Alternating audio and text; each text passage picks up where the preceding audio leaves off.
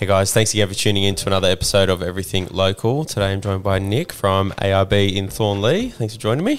Okay. How are you, Josh? Fantastic, thank you.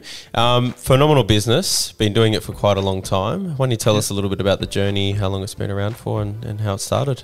I finished my apprenticeship in 1994 as a mechanic and had worked for a few people and decided I'd like to work for myself, and I had a few customers from that previous business when we were doing automatic transmissions that said they would follow me. So I opened the shop, which was Manel Motors, up until 3 years ago up in Hunter Lane in Hornsby. So just myself on the tools. Yep.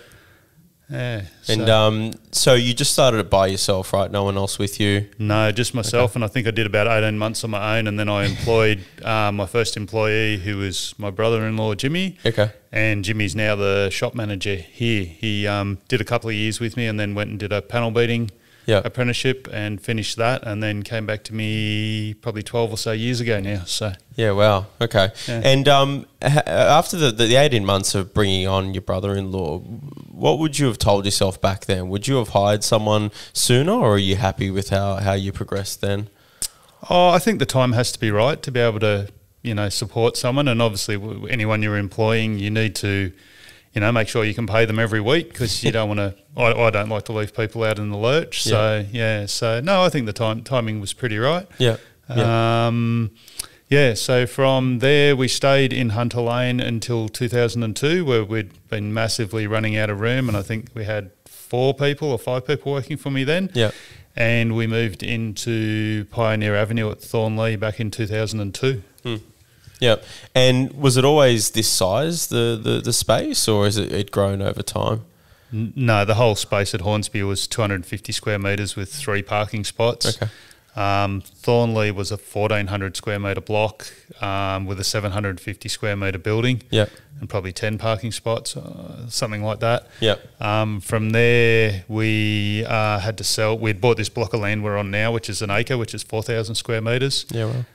The building's 3,200, and there's 50 odd parking spots here. Yeah.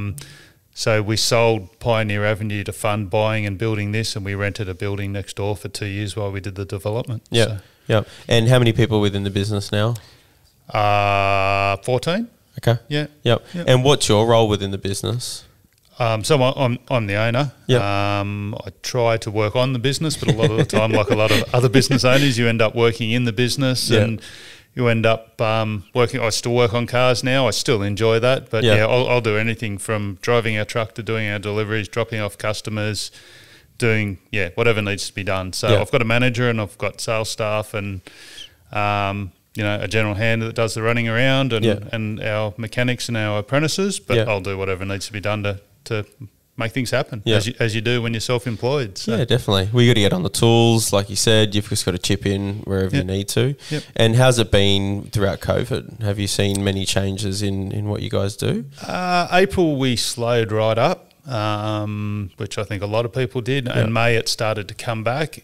June ended up being our busiest month ever. So in 24 odd years. Amazing. And I said back in May to a few of the other associates and people I know, I said, once people realise they aren't going to be able to travel, we're going to be busy. I said 2 years. So we're now booked out with big fit outs pretty well for the rest of the year. We've got room for day-to-day stuff. We're about a month out in the workshop there. Yeah. And some people aren't even getting cars that they've ordered new till next year. So we're going to be busy for quite a while because people won't be able to travel other than interstate, internationally. Right. I mean, would you go and get on a cruise ship now? No. People are doing a lot more that's kept to themselves, like in their own car, in their own environment, and therefore the camping and fishing and all that sort of stuff that requires the lifts on the cars and stuff like that. That's all important. Yeah, and we can set you up for remote outback travel as well. So if you want to go into a Simpson Desert crossing, we can do all your suspension, all your cargo, drawers and all that stuff, fridges, so you can be self-sufficient for weeks or months on end if you wanted to be. So. Yeah. So someone could bring just a stock ute in, and then you could sit them down, I guess, find out. How does the process work? Like if they are wanting to do some stuff to their truck or to their car to make it worthy or fit to go camping and all that, how does the process work? Well, most people have got a very good idea of what they want to do, but they would then either phone us or email us or come in, and we can go through all their ideas, and quite often it will get tweaked a little bit, because what they're thinking they may need might not be what they actually do need to make it to do what they want to do. And then we can do, we go from there, and often it can be 2, 3, 4 hours over, a week, a couple of days, a month, and back and forth, and changing and chopping and changing and altering everything to find out what they really want to do and what their expectations are. We have a couple of vehicles here that we have on display, so we can go through and show people, and they can touch and feel and see all that stuff, and see how it works, and see where we may have a better idea, or what we might have they might not like at all, and we go back to their original idea or something totally different. So everything's customizable. We can chop and change anything wherever we need to suit each individual. And we do a lot of stuff for tradespeople as well. So, for the tradies to carry their loads and all that stuff as well. So, And is that to do with their trade specifically, or so they could do the outback stuff whilst using it as a ute for work and stuff like that? Yeah, we get a bit of both. Bit of both of that, Interesting. So is it just the one shop here that you've got in Thornlea, or you've got another space as well that you own? Back in 2006, we opened the shop ARB at Penrith as well. So, And do you find the two businesses differ in terms of the clientele and the people that go there? Yeah, up until probably 10 years ago, we'd never done a canopy out here, whereas at Penrith we were doing them all day, every day, and still do. We get a lot more of the 200 series owners up here because they've got family and that's just the vehicle of choice up here, those and Prados. Whereas Penrith is a lot more dual cab utes in that market. And saying that, we do dual cabs here, and still lots of them. But it's just a bit of a mix. So, of course. So 24, 25 odd years in business, very long time. 3 key takeaways or learnings that you've taken over that time that you'd pass on to someone else? Probably the biggest thing is to treat people how you want to be treated. If we make a mistake, we'll own it, honour it, and fix it. Sometimes we end up owning and honouring things we haven't done. But just to keep the customer happy, right? And treat people how you want to be treated more than anything. So, honesty, integrity, pay your taxes, pay your super, do all that stuff, and, make sure all those staff and everybody else is paid before you take your own bit. And I guess that's a part of business ownership, right? You've got to take on board that's going to be the case, that you're going to have to maybe pay other people first, 100%. Just to keep your staff there, because they're the sort of backbone of the business, right? Yeah, correct. And where's the business to next? Like, you've obviously grown a lot, you've done a lot in this space that we're currently recording from today. What's the next goal? What's the next 5 years look like for the business? I'm really happy with where we're at the moment, to be honest with you. We've moved this shop 4 times, and like when we moved from next door, we shut there on a Thursday, and we had 7 cars booked in here Monday morning, so into a brand new facility, and we ran with all those cars, and everything was in and done. So we've moved Penrith once into a new building we built out there as well. So I've got 800 odd square metres of office space and units out the back here that are currently leased out. So I don't plan to go anywhere for a while, to be honest with you. Sounds like you're pretty entrenched here. And the area is good. We love the area. I grew up in the area, so so you're quite local yourself. You've been here for quite a while. I grew up in Wahroonga, up the Hornsby Hospital side. I went to Normo Boys. My wife went to Hornsby Girls. So our son went to school in the area as well. And And do you think that's played a big part in your business's journey in terms of the growth of the business? Don't really know on that one, to be honest. But there's we've been around in the area for a long time, so we do know a lot of people. So hard to say. Hard to say. Taking us back a little bit, when you opened up the business first, was there a worry or a concern there? You didn't know how it was going to go, if it was actually going to go well? 100%. Luckily enough, at the time, my wife was earning enough to pay the mortgage. Support, I had to earn enough to put food on the table and pay the rent, and we thought we'd see how it goes, and here we are now. So roll the dice. And there's been a lot of hard times over the years, and a lot of times I'd make a phone call to her and say, don't buy any food, don't do anything, we'll just have to eat what we've got. And in the early days, I'd work till midnight, 1 o'clock in the morning, get up at 6 the next day and go again, and do that 4 or 5 days a week. So no one sees any of that stuff now. No.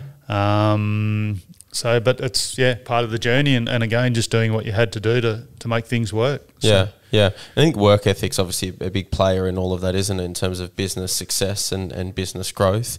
Like I think that, what the stories my old man used to tell me about what they used to do, and my grandparents and my grandfather, what he used to do with several jobs that he was working and the hours that he was working. You see it a little bit in this generation, but you don't see a massive amount of it. Is that something that you've noticed in some of the, I guess, potentially the staff that you've got or people that you know? Yeah, definitely. And we've got a lot of good guys. But it's certainly different. Yeah. Do you think business ownership's harder now than what it was back then, or do you think it's gotten easier? I would think it's harder, especially with all the online stuff. That doesn't really, our stuff's not available online, so that doesn't affect it. But I know I'm guilty of it. You click and you buy something, and 10 minutes later you're wondering where your tracking number is, because why isn't it here already? Yeah. So I think customers' expectations are higher. Everyone expects a lot, but not everything can happen that quickly. So and not being online, has that been a decision that you've made on purpose, or is it just you haven't sort of moved to that? Like, what's the reason with online? Because it's such a massive part in what a lot of people do in business. Yeah. No, look, ARB manufactures a lot of our stuff in Australia still, and they've always wanted people to come into store and get the right advice and see and touch and feel and do all of that, which has been really good for us. So, yeah. I like the no online component. I think it's still got a massive place. Yep. And even in COVID environment where not a lot of people are getting face-to-face, I think there's still a lot of need and people want that human interaction. Oh, 100%. And I think with what you're selling here, you can't just go on and buy something online because some things need to be customized, right? And, like you said before, some people think they may want something, and then when they get here, you tell them potentially something different. Could be even cheaper than what they're actually 100%, or it could just be the terminology that they're using. So when they're looking online, that that could be the wrong terminology. For something, for example, like the current Ford Ranger, there is 7 different bull bars we have available for a Ford Ranger. So, if you get the terminology wrong, you end up with the wrong bar. Whereas face-to-face, we can show pictures and do all that and make sure that they're getting what they want or why they're buying a particular bar to get the right bar. Within those 7 bars as well, we can colour code all our bull bars. So there might be 8 different coloured ranges out there. So, 7 bars, 8 colours, it's a lot of bars to get. We sometimes get it wrong, unfortunately. That's what happens. So the end user has got a much higher chance of getting it wrong when we're doing it all day, every day, and we get a chance. We sometimes, unfortunately, get it wrong. So, definitely. Yeah. No, look, I think that it's an amazing business, and I've always heard some really, really good things about it. And from the first time coming into the showroom, like I've never been in an environment like this. Like I don't go camping and stuff myself just yet. My kid's not old enough just at this point. But, when you come in, just the service, you can see there's people are smiling, the conversations that have been had, really, really impressive. Like I said, I've heard amazing things about the business. You've been in the area for a very long time. So everyone, I'm sure I talk on behalf of a lot of people to say thanks so much for everything that you're doing. We appreciate you sharing your story on here. If people want to reach out to you, how would they do that? You've got your website that's up there as well. Yeah, we've just got a link from our website goes through to the main ARB one because they've got a team of people updating that and every day. But they can always give us a call on 99808855 or they can email me direct, which is just nick@arbthornley.com.au. And thank you for those kind words, Josh. That's okay. Thanks for being on the show. No, cheers, guys. Thank you for listening to the Everything Local podcast with Josh Saliba. We really want to push the community and showcase the local businesses by providing them a platform to tell their story. Support these businesses by following the podcast on Spotify, Apple Podcasts, or wherever you listen to your podcasts. If you are a business or know of a business in the local area and would like to feature them on an episode, please contact Josh Saliba with the contacts provided in the show notes. Tune in next week for another episode of the Everything Local podcast.